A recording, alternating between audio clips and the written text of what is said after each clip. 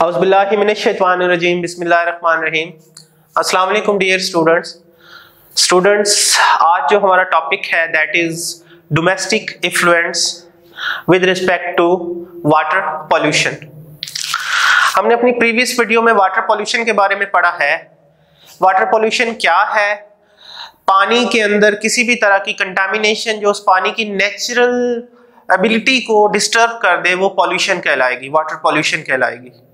और उस हवाले से हमने देखा था कि इंडस्ट्रीज से निकलने वाला बहुत ज़्यादा वेस्ट, चाहे वो सॉलिड फॉर्म में हो या लिक्विड फॉर्म में हो या पर्टिकुलर फॉर्म में हो, अगर वो पानी के अंदर मिक्स हो जाएगा तो वो पानी को पॉल्यूट करेगा।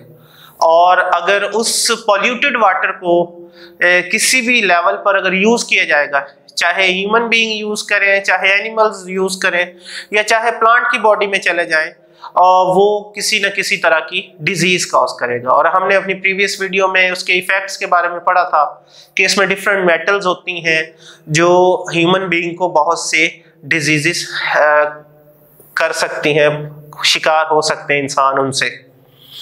आज जो हमने अपनी वीडियो में देखना है domestic influence with respect to water pollution के डोमेस्टिक, सबसे पहले डोमेस्टिक वर्ड क्या है? घरेलू सतह पर, हमारे घरेलू सतह पर कुछ ऐसे वेस्ट हैं, इफ्लुएंस मतलब वेस्ट हैं जो वाटर पॉल्यूशन का बायस बन सकते हैं। वो कैसे हैं? सबसे पहले मैं यहाँ पर एक वर्ड लिख रहा हूं, डिटर्जेंट्स।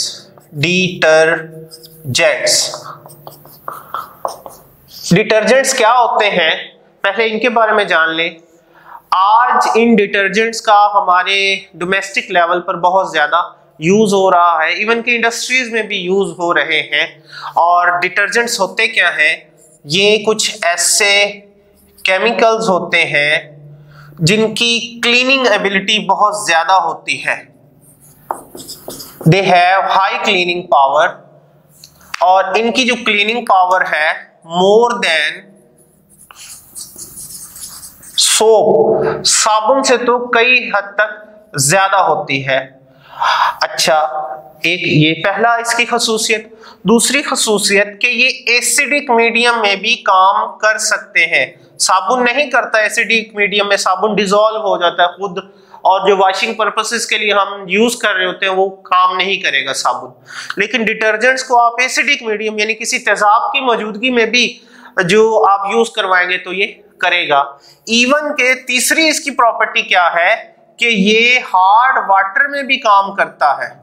यानी डिटर्जेंट्स इसीलिए अहम हैं और इसीलिए घरों में लोग यूज करते हैं कि कुछ कपड़ों पर से दाग जैसे मिटाने हैं तो वो ब्लीच आप यूज करते हैं, या कुछ ऐसे केमिकल्स हैं जो जैसे हमारी फ्लोरिंग को धोने के लिए इस्तेमाल किए जाते हैं, ये सब डिटर्जेंट्स हैं।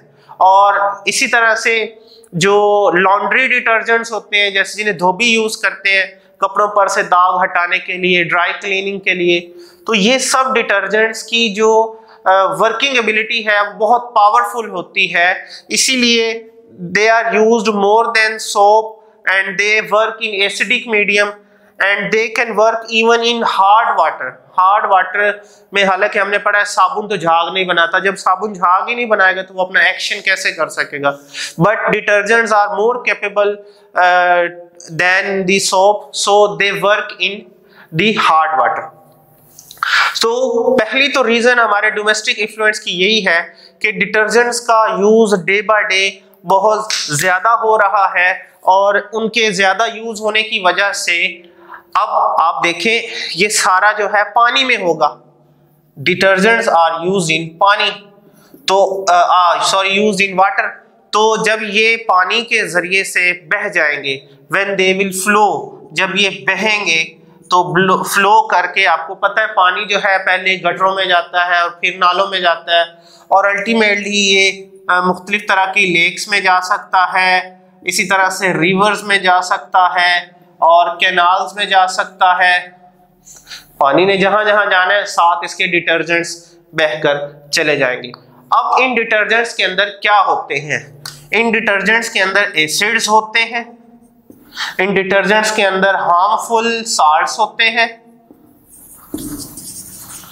इन डिटर्जेंट्स के अंदर हाईली रिएक्टिव आयन्स होते हैं, जैसा कि फॉस्फेट आयन, इसी का हम तबसरा कर लेते हैं। फॉस्फेट आयन क्या करता है ये हमने देखना है। अगर तो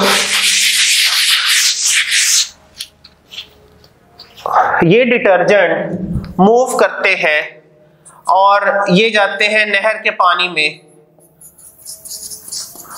और वहां से ये किसी फसल में चले जाते हैं, किसी फसल में चला जाता है ये पानी, तो अब इस पानी में मौजूद है हमारे पास फॉस्फेट आयन PO4-3, इसे कहते हैं फॉस्फेट। ये क्या करता है, ये वहां सूरज की रोशनी होती है, सूरज की रोशनी की वजह से ये जो फॉस्फेट आयन है इसने पानी में एल्गी की ग्रोथ स्टार्ट कर देनी है। एल्गी क्या है, ये प्लांट लाइक ऑर्गेनिज्म होता है, यानी पौधों जैसी खूबियां होती हैं इसमें, और पौधों की खूबी है फोटोसिंथेसिस करना, तो एल्गी की भी खूबी है फोटोसिंथेसिस करना। जैसे सूरज की रोशनी मिलती है ये कुछ हद तक अपनी फोटोसिंथेसिस स्टार्ट कर देते हैं, और ये जो फॉस्फेट आयन है ये इनकी फोटोसिंथेसिस के प्रोसेस को तेज कर देता है। जैसे तेज करेगा तो आपने देखा होगा कि जहां पानी खड़ा होता है या फसलों के अंदर भी ग्रीन कलर की ऐसे लेयर सी बन जाती है पानी की सरफेस के ऊपर, तो आप कहेंगे कि सरफेस के ऊपर जो एक लेयर बन जाती है एल्गी की, जिसे एल्गल ब्लूम कहते हैं, एल्गी ब्लूम भी कहते हैं और एल्गल ब्लूम भी कहते हैं। अब इसमें नुकसान करना है, सारी जो उस फसल की न्यूट्रिशन होगी ये यूज करना शुरू हो जाएगा और फसल को अल्टीमेटली नुकसान होगा। अब ये तो थी फसल की बात। अगर ये वैसे किसी नहर के अंदर ही या किसी खड़े हुए पानी के अंदर ये ठहर जाएगा तो वहां पर भी ग्रो करेगा। जब वहां पर ग्रो करेगा या किसी दरिया के अंदर ये ग्रो करना शुरू कर देता है तो फिर क्या होगा कि ये जो ऑक्सीजन है, ये दरिया की लेयर है, ऊपर सरफेस है और ऊपर एल्गी मौजूद है। अब इस दरिया के अंदर मछलियां भी मौजूद हैं, ये देखिए मैंने डिफरेंट कलर से शो कर दिया। यहाँ ये मछलियां पड़ी हुई हैं और इन्हें ऑक्सीजन चाहिए, ऑक्सीजन ने यहाँ से आना है। आगे जो है ये डिटर्जेंट मौजूद है या ये एल्गी मौजूद है, डिटर्जेंट सॉरी, उसकी वजह से ये एल्गी मौजूद है। तो क्या होगा, इस ऑक्सीजन को इस एल्गी ने आगे जाने से रोकना है। जब रोकना है तो इन मछलियों तक ऑक्सीजन नहीं पहुंच सकेगी, तो इन मछलियों की क्या होना शुरू हो जाएगी, डेथ होना शुरू हो जाएगी। अब दूसरा नुकसान क्या है, ये एल्गी है, जाहिर सी बात है यहाँ बैक्टीरिया भी मौजूद होंगे और इन बैक्टीरिया ने क्या करना है, इस एल्गी की डिकम्पोजिशन भी स्टार्ट करनी है। अच्छा, जब डिकम्पोजिशन यानी कि एल्गी टूटना शुरू हो जाएगी तो उसके लिए भी ऑक्सीजन चाहिए होगी बैक्टीरिया को। अब आप देख सकते हैं कि एक तो इन्वायरमेंट से ऑक्सीजन अंदर नहीं आ पा रही और दूसरा वो बैक्टीरिया एल्गी को डिकम्पोज करने के लिए जो ऑक्सीजन पानी में मौजूद है उसको यूज करना शुरू कर देगा।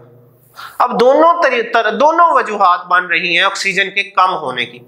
एक तो बैक्टीरिया ऊपर, जो एल्गी है वो ऊपर से ऑक्सीजन अंदर नहीं आने दे रही और बैक्टीरिया अंदर वाली ऑक्सीजन खत्म कर रहा है। तो इससे अल्टीमेटली ना सिर्फ फिश वगैरह बल्कि जितने एक्वेटिक प्लांट्स हैं उस पानी के अंदर जितने प्लांट्स हैं उनको भी जब ऑक्सीजन प्रॉपर नहीं मिलेगी तो उनकी भी क्या होना शुरू हो जाएगी, डेथ होना शुरू हो जाएगी।